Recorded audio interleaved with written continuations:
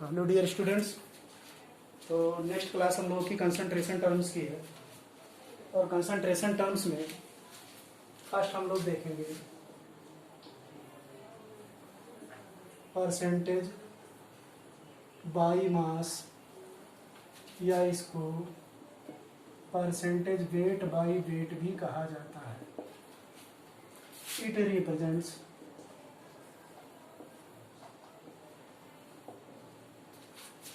amount of solute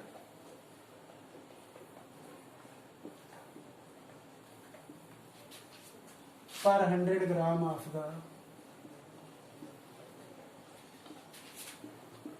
the solution। तो फार्मूले में अगर हम लोग देखें तो परसेंटेज वेट बाई वेट या percentage by mass equals to weight of solute upon weight of solution into 100। अब जैसे कहा गया कि कोई सॉल्यूशन हमारे पास जो 30% वेट बाई वेट है, तो अगर 30% वेट बाई वेट है तो इसका मतलब ये हुआ कि 100 gram of that solution 30% by wait और वेट बाई वेट सॉल्यूशन। तो ये जो टर्म है इसका मतलब ये हुआ कि this particular solution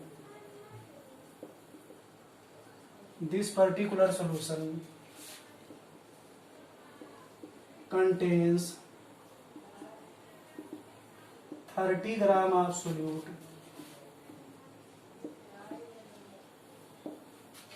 in 100 gram of solution. ये हो गया।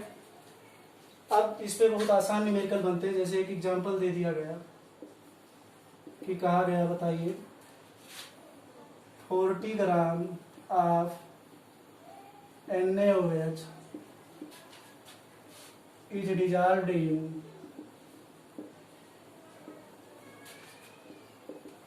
300 ग्राम solution. Calculate percentage by wait. तो सोल्यूट हमारा हो गया NaOH, तो वेट ऑफ सोल्यूट कितना हो गया? वेट ऑफ सोल्यूट हो गया 40 ग्राम और वेट ऑफ सॉल्यूशन हो गया 300 ग्राम।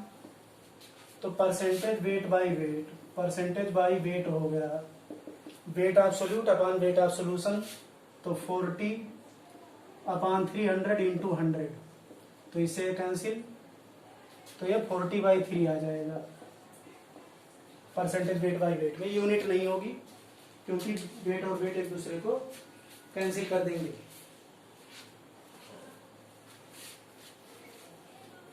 अब जैसे परसेंटेज बाई वेट होता है तो परसेंटेज बाई मास हमारा हो गया।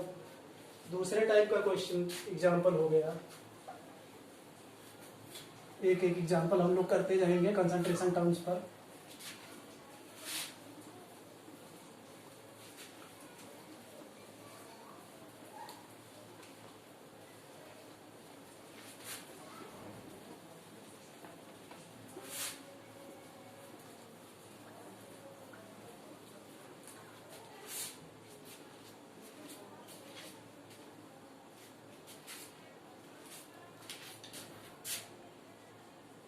एग्जाम्पल 2 कहा गया ए 30% by wait 300 gram solution is mixed with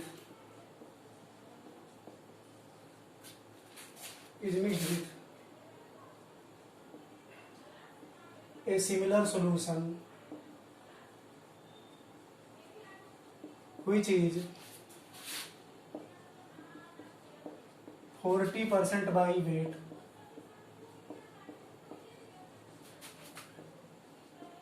and 400 gram. Calculate resultant percentage by wait. तो अब हमारे पास एक सॉल्यूशन है जो कि 30% बाई वेट है, और एक दूसरा सॉल्यूशन है जो कि 40% बाई वेट है, और पहले वाला सॉल्यूशन का 300 ग्राम है और दूसरे वाले सॉल्यूशन का 400 ग्राम है। तो 30% बाई वेट एक सॉल्यूशन है और ये 300 ग्राम है, plus 40% by wait 400 gram solution है। जब इन दोनों को मिक्स कर दिया गया तो एक सॉल्यूशन बना लिया गया। अब एक बात तो क्लियर है कि wait of solution 300 gram plus 4, तो रिजल्टेंट वेट ऑफ सॉल्यूशन, तो रिजल्टेंट वेट ऑफ सॉल्यूशन हो गया 300 प्लस 400 700 ग्राम। और पहले वाले सॉल्यूशन से वेट ऑफ सोल्यूट, तो वेट ऑफ सोल्यूट हो गया 100 ग्राम में 30 ग्राम था तो 300 ग्राम में, तो 3/300 इंटू 100, 3/100 इंटू 300, 30% ले लेंगे, 3/100 इंटू 300, तो ये दोनों कैंसिल, तो 90 ग्राम आ गया पहले वाले सॉल्यूशन से। और दूसरे वाले सॉल्यूशन से वेट ऑफ सोल्यूट आ जाएगा 40 इंटू 400/100, ये कैंसिल हो गया 160 ग्राम। तो टोटल वेट ऑफ सोल्यूट हो जाएगा,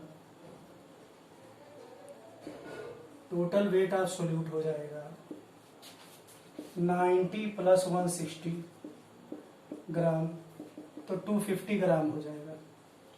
तो percentage weight by wait resultant, percentage by wait resultant, ये हमारा हो जाएगा वेट ऑफ सोल्यूट फाइनल 250 और फाइनल वेट ऑफ सोल्यूशन, तो 250/700 इंटू 100, इससे कैंसिल, तो 250/7 आ जाएगा। तो ये दूसरे टाइप का एग्जांपल हो गया जिसमें रिजल्टेंट हो गया 700 ग्राम और आंसर यहाँ से आ जाएगा 250/7% बाई वेट।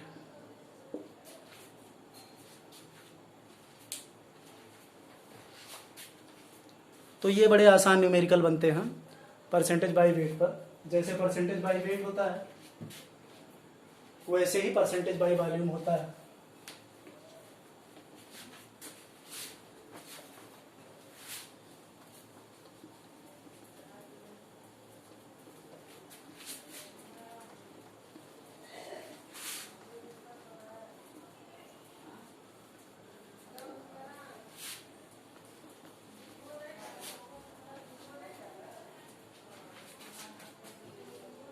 तो दूसरा जो कंसंट्रेशन टर्म है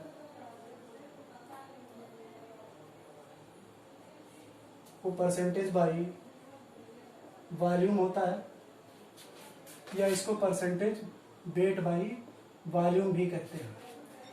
तो इट रिप्रेजेंट्स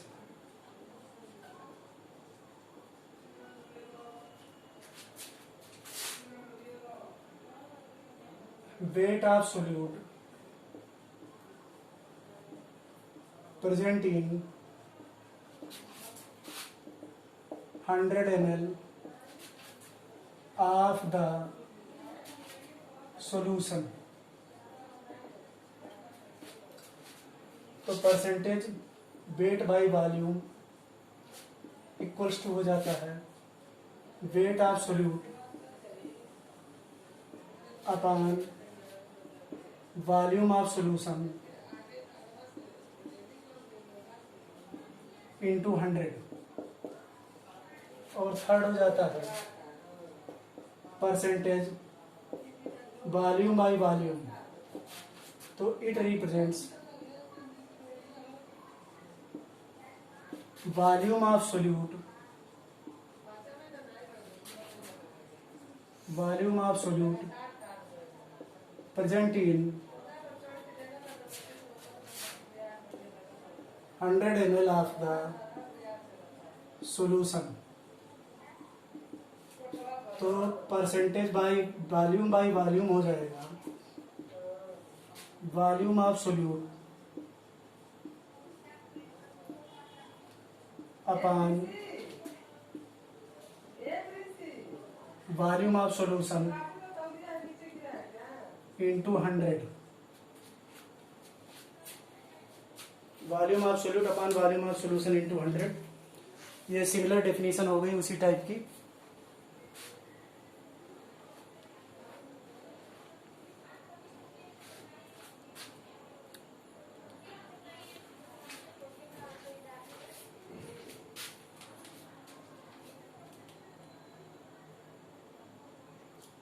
फोर्थ जो हमारा हो गया कंसंट्रेशन टर्म, फोर्थ हो गया मोल फ्रैक्शन।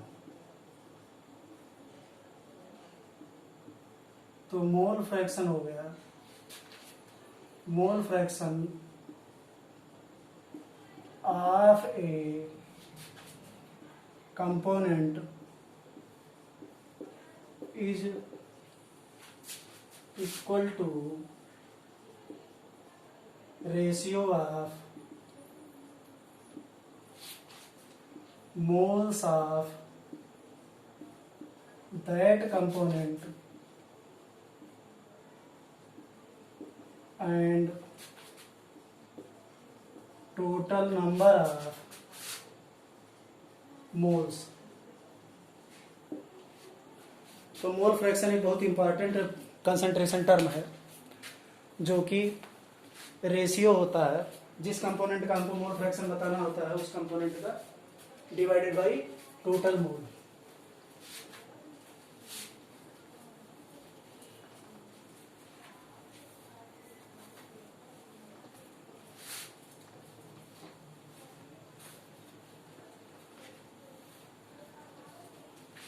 अब यहां पर जैसे कहा गया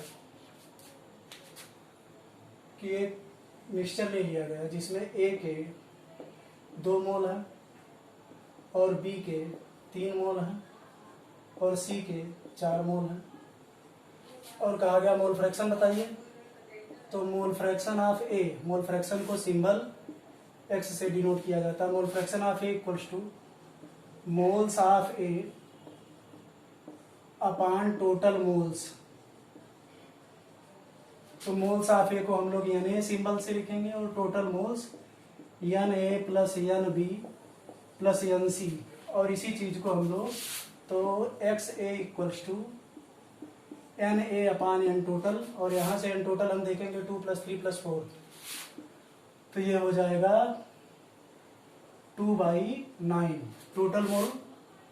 ये तीनों जोड़ दो तो 2/9 हो जाएगा। इसी तरीके से x B n B upon n total, और एन टोटल है हमारा number of moles of A plus number of moles of B plus number of moles of C, तो ये हो जाएगा 3/9। और इसी तरीके से एक्स सी हो जाएगा n C upon n total, तो 4/9। अगर हम ध्यान से देखें तो x A plus x B plus x C equals to 2/9 plus 3/9 plus 4/9, तो ये आ जाएगा 1। तो अब यहाँ से एक बहुत जरूरी बात निकल कर आती है, इसी एग्जाम्पल के बहाने से बता दिया जा रहा है कि अगर किसी जितने कंपोनेंट हैं सबके मोल फ्रैक्शन का समेशन हमेशा 1 आएगा।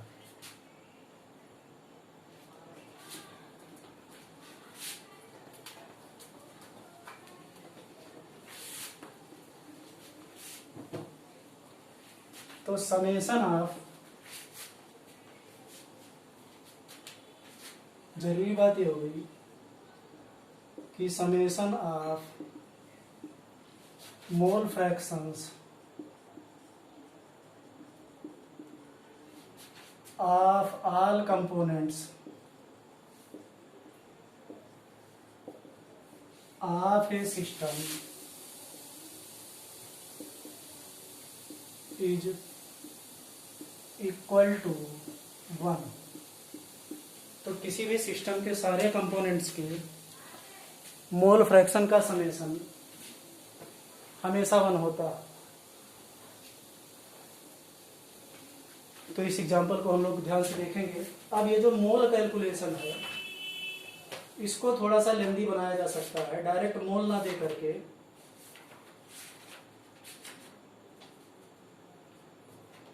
मोल अलग तरीके से कैलकुलेट करवाया जाए। तो हो गया मोल फ्रैक्शन। तो यहाँ पर अलग से मतलब वेट दे दिया जाएगा, तो वेट अपॉन जितने तरीके से मोल हम लोग कैलकुलेट किए हैं उतने फार्मूले से। अगर मान लो दो ही कंपोनेंट में दो ही सिस्टम है, मान लो ए कंपोनेंट है और बी कंपोनेंट है, इसके एन ए मोल है, इसके एन बी मोल है, तो एन टोटल हमारा n A plus n B हो जाएगा और x A plus x B equals to 1 हो जाएगा। अब अगर हम ध्यान से देखें तो x A equals to 1 minus x B, तो अगर किसी सिस्टम में दो ही कंपोनेंट हैं तो अगर एक का मोल फ्रैक्शन हमने निकाल लिया तो दूसरे वाले का मोल फ्रैक्शन निकालने के लिए एक में से सब्ट्रैक्ट कर देंगे, क्योंकि उन दोनों कंपोनेंट्स के मोल फ्रैक्शन का समेशन 1 ही आएगा। तो ये मोल फ्रैक्शन मतलब आउट ऑफ 1 कितना, फ्रैक्शन हमेशा आउट ऑफ 1 बताया जाता है।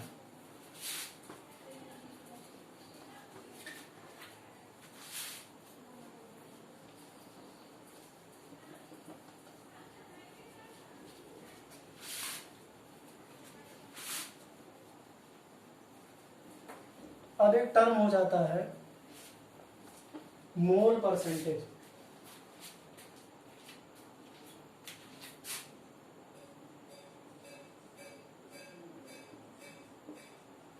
तो मोल परसेंटेज जो होता है वो मोल फ्रैक्शन इंटू 100 हो जाता है। अब नेक्स्ट हमारा कंसंट्रेशन टर्म है molarity.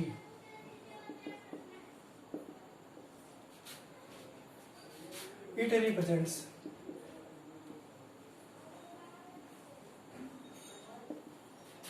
number of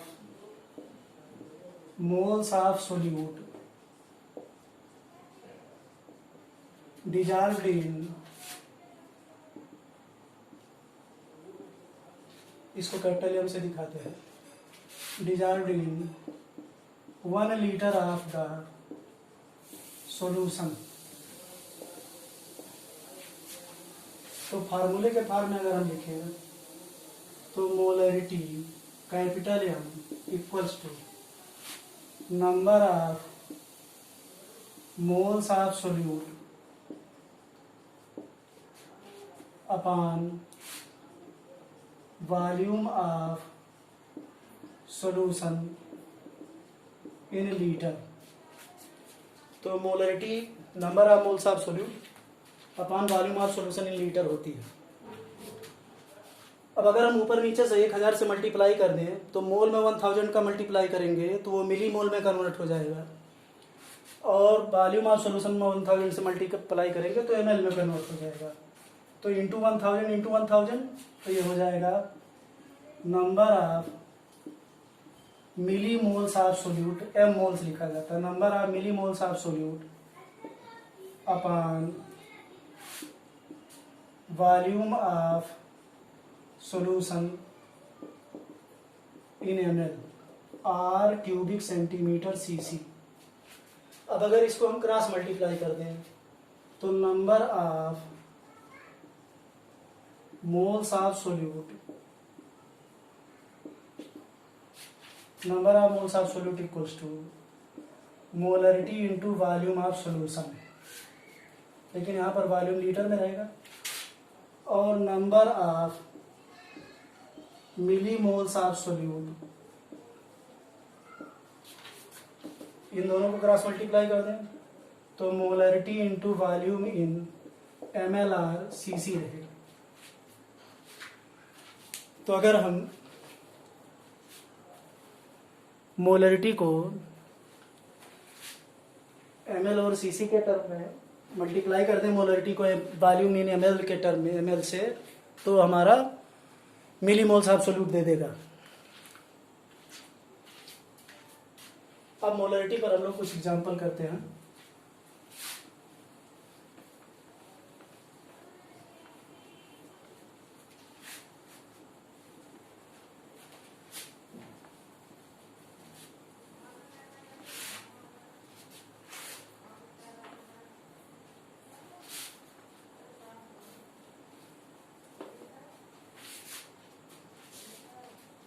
molarity equals to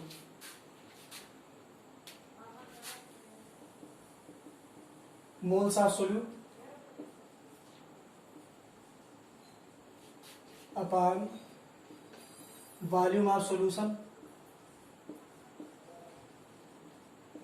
और मोल्स ऑफ सोल्यूट को हम लोग क्या लिख सकते हैं, weight upon molecular weight upon volume of solution. अब अगर ये वॉल्यूम ml में दिया होता तो ये डिवाइडेड बाई 1000 हो जाता, तब जाकर तो ये लीटर में कन्वर्ट होता। तो अमाउंट ऑफ सोल्यूट का एक शॉर्टकट टाइप का फार्मूला आ जाता है, अमाउंट ऑफ सोल्यूट मतलब जो ग्राम में हमको मिलेगा वो W equals to molarity into molecular weight into volume upon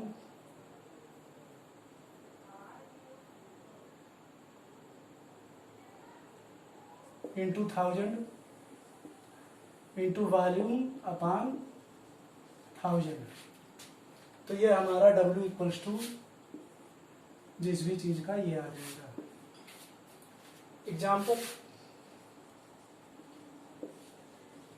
example जैसे कहा गया, calculate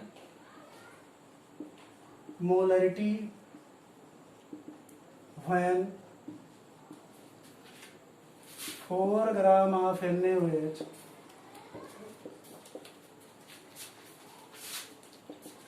is dissolved in 400 ml solution।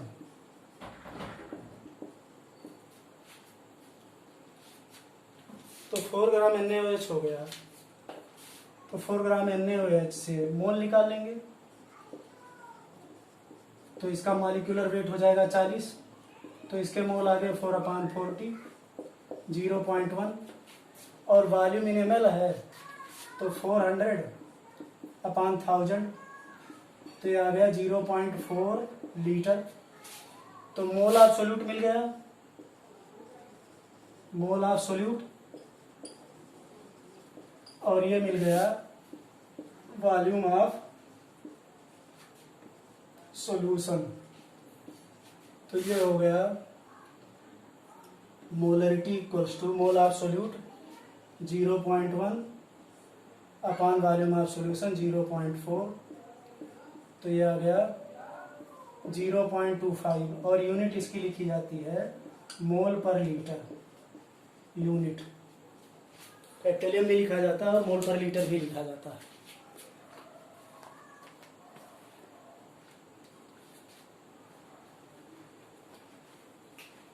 तो ये हमारा मोलरिटी हो गया। एक क्वेश्चन, मोलरिटी लेंदी टॉपिक है तो डेफिनेशन वाइज चलेंगे और बारी बारी से जो 3 वेरिएशन बताए गए हैं, मतलब अगर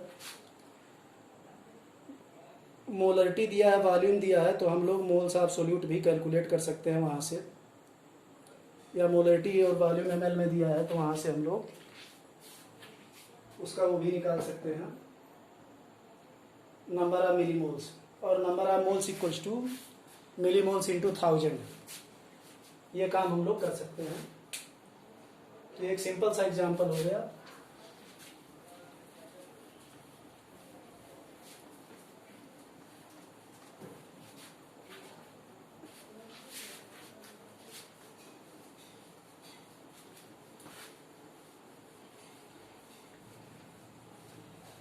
अब जैसे कहा गया example 2, calculate amount of H2SO4 present in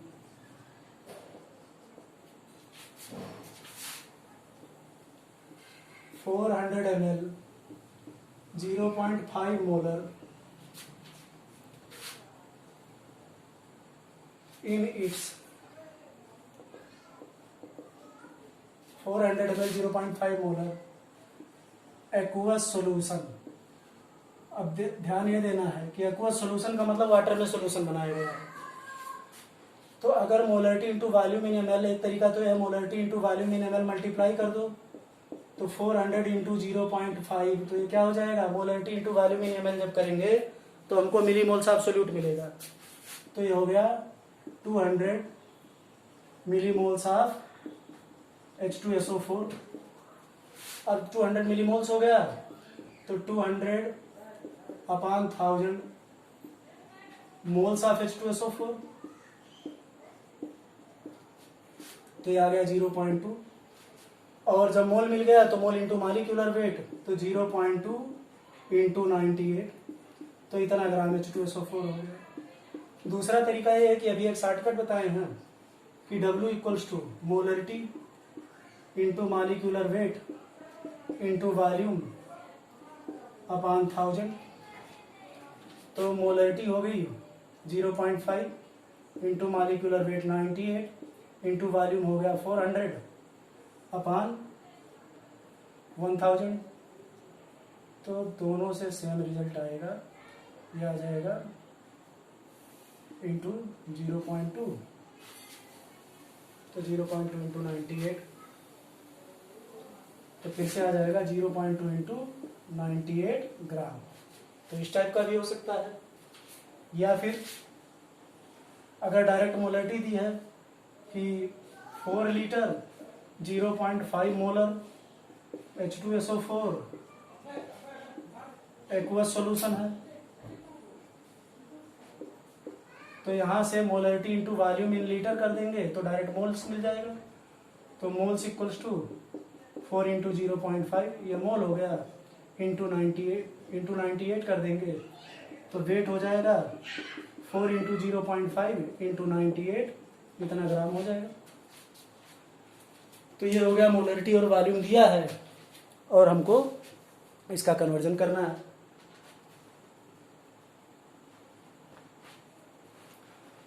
अब अगर लाइक वाइज सॉल्यूशन अगर मिक्स किए गए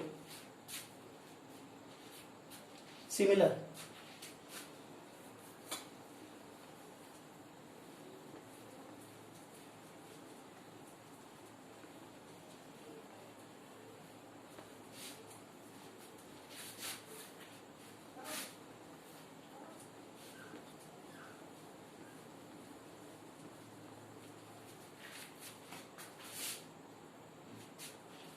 तो मिक्सचर ऑफ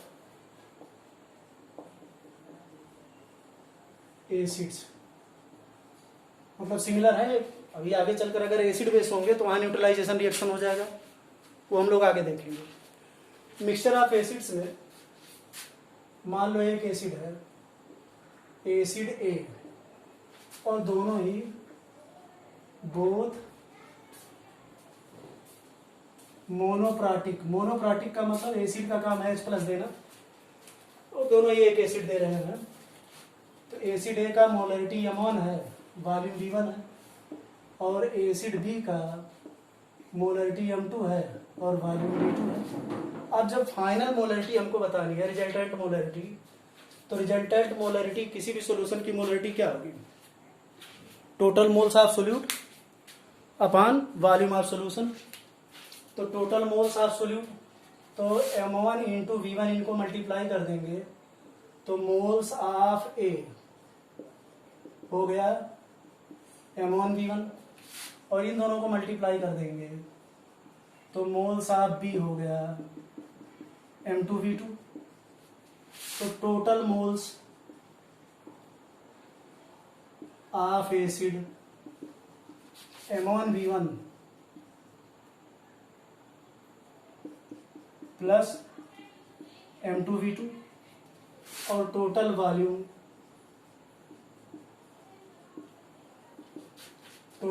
हो गया V1 प्लस V2। तो रिजल्टेंट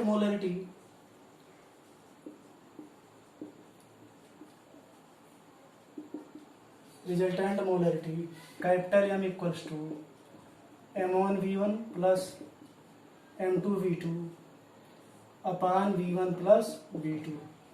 तो अगर इसी तरीके के n सॉल्यूशन मिक्स किए गए तो इसको हम जनरल फॉर्म में लिख देंगे कि capital M equals to sigma I equals to 1 to n MIVI upon sigma I equals to 1 to n B I.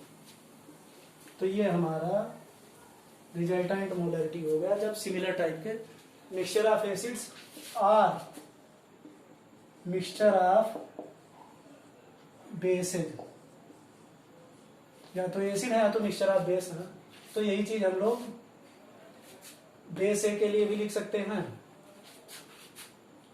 तो ऐसे ही बेस ए M1V1 और इसी तरीके से बेस बी M2V2। बाकी सारा काम तो मोल्स ऑफ ए हमारा हो गया M1V1, मोल्स ऑफ बी हो गया टोटल वॉल्यूम। तो सिमिलर टाइप के सॉल्यूशन अगर मिक्स किए जाएंगे तो रिजल्टेंट मोलरिटी इस तरीके से निकल जाएगी। तो अब इसके बाद हम लोग नेक्स्ट क्लास में देखेंगे।